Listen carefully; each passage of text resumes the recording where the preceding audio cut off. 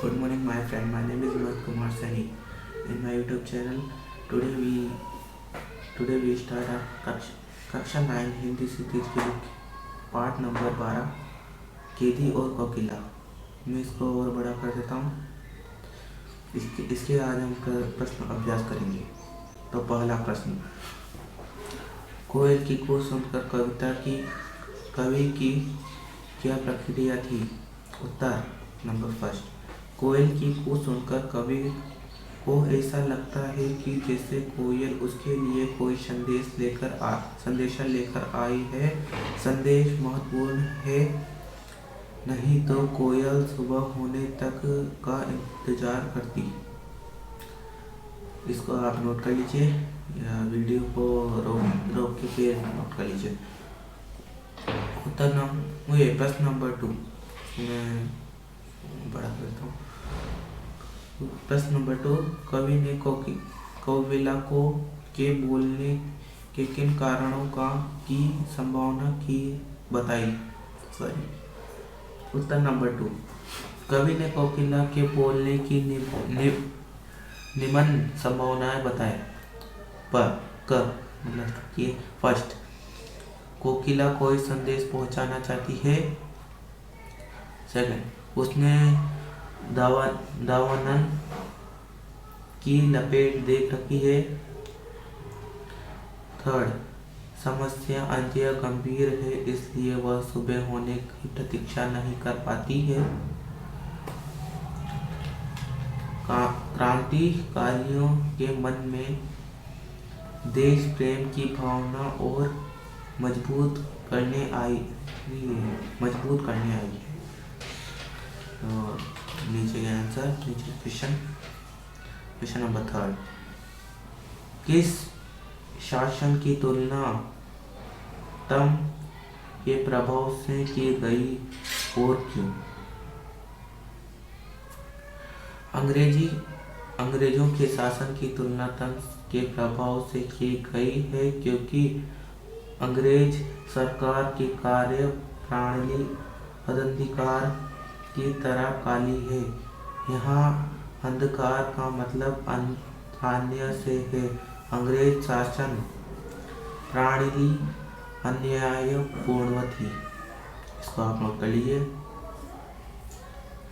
कविता के आधार पर पराधीन भारत की जेलों में दी जाने वाली यात्राओं का वर्णन कीजिए।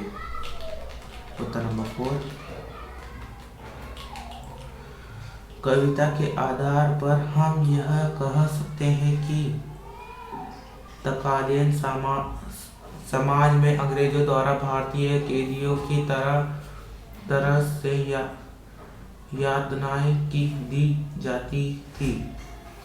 कैदियों से पशुओं की तरह काम करवाया जाता था। उन्हें अंधेरी कोठरियों में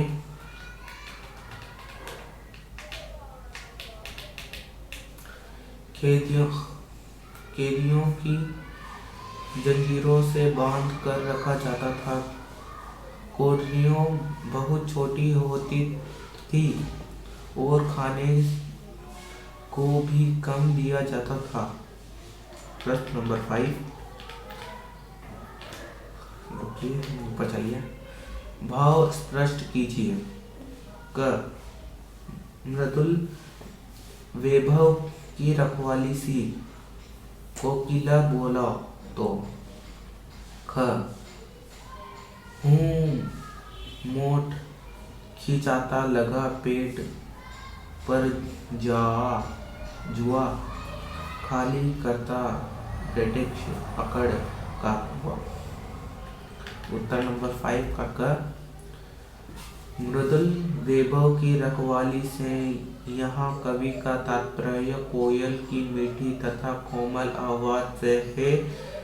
उसकी आवाज में मिठास होने के बाद भी जब वह वेदनापूर्ण आवाज में चीख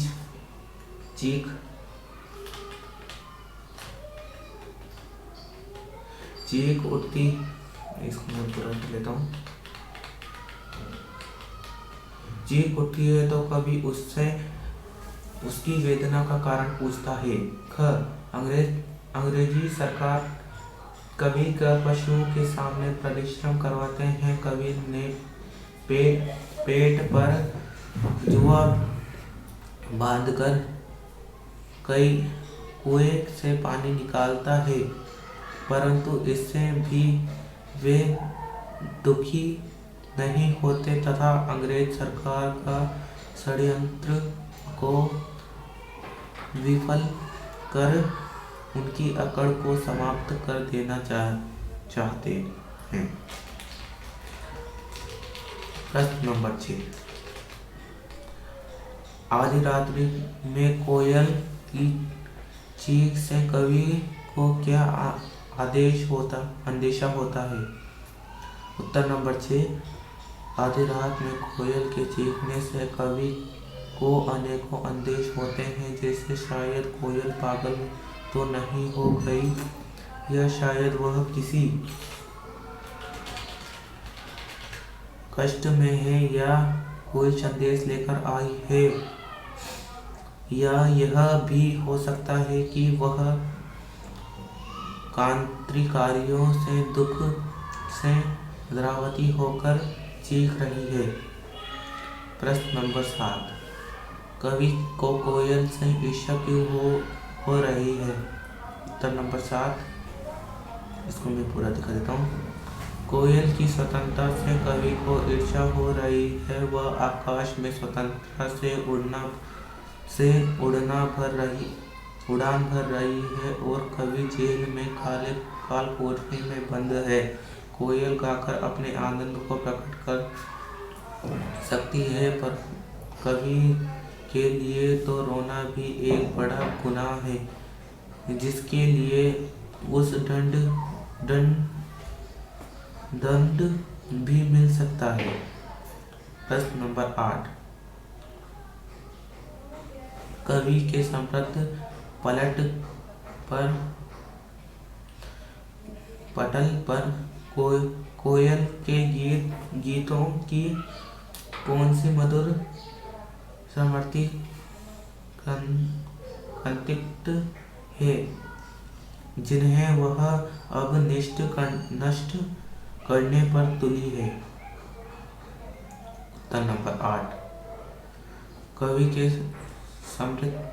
समृद्धि पटल पर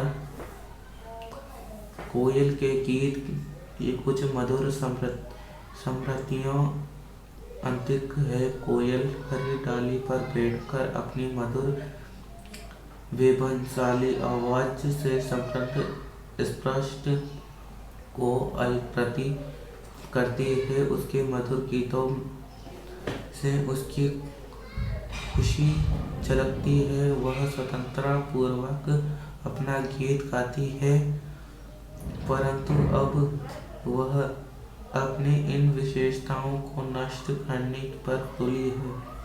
वह बावली सी प्रतीत हो रही है। प्रश्न नंबर 9। हथकड़ियों को गहना क्यों कहा गया है? उत्तर नंबर 9। कवि ने हथकड़ियाँ गलत काम कर नहीं पहनी हैं। उन्हें स्वतंत्रता संग्राम में भाग लेने के कारण अंग्रेज सरकार ने हथकड़ियाँ पहनाई है, जो उनके लिए यह गौरव की बात है, इसलिए हथकड़ियों को गहना कहा गया है। प्रश्न नंबर 10। कलीतू ए आली।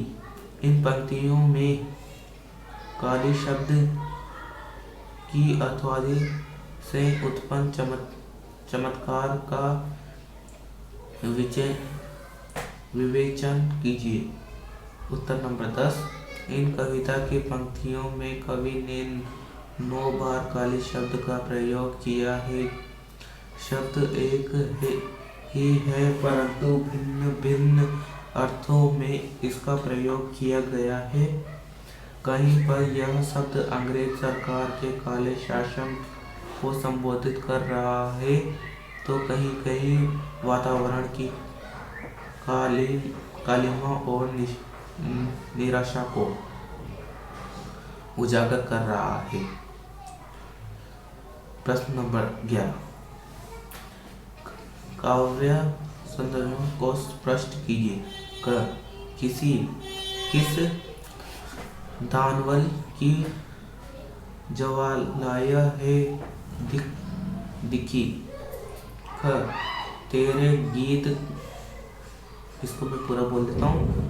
कहावे वहाँ रोना भी है मुझे गुनाह। देख विषमता तेरी मेरे बजाय रही, 30 पर ऋण भरी।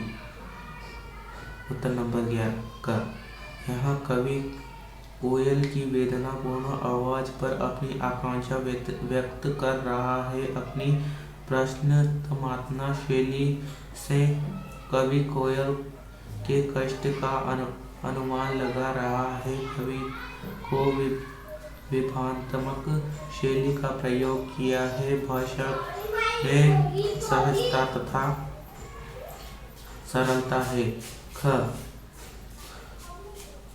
प्रस्तुत कार्य पंक्ति में कवि ने अपने तथा कोयल के जीवन के विषमताओं की ओर संकेत किया है।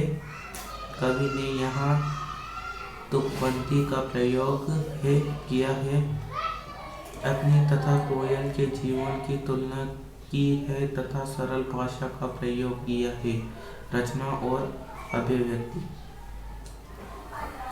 प्रश्न नंबर 12, कवि के जेल के आसपास अन्य पक्षियों का चहकना भी सुनाता होगा, लेकिन उसने कोकिला की बात क्यों नहीं की है। उत्तर नंबर 12 यहाँ कोकिला भारत माता का प्रतीक है। कोकिला रात के समय नहीं बोलती है। उसकी आवाज से कवि को वेदना की अनुभूति होती है। अंतर रात को उसका इस प्रकार से करुण स्वर में गाना आने वाले किसी संकट का प्रतीक है। इसको मैं प्रतीक हूँ। कोकिला की आवाज अन्य पक्षियों से अधिक मधुर तथा भिन्न है, इसलिए कवि ने कोकिला की इस बात कही है।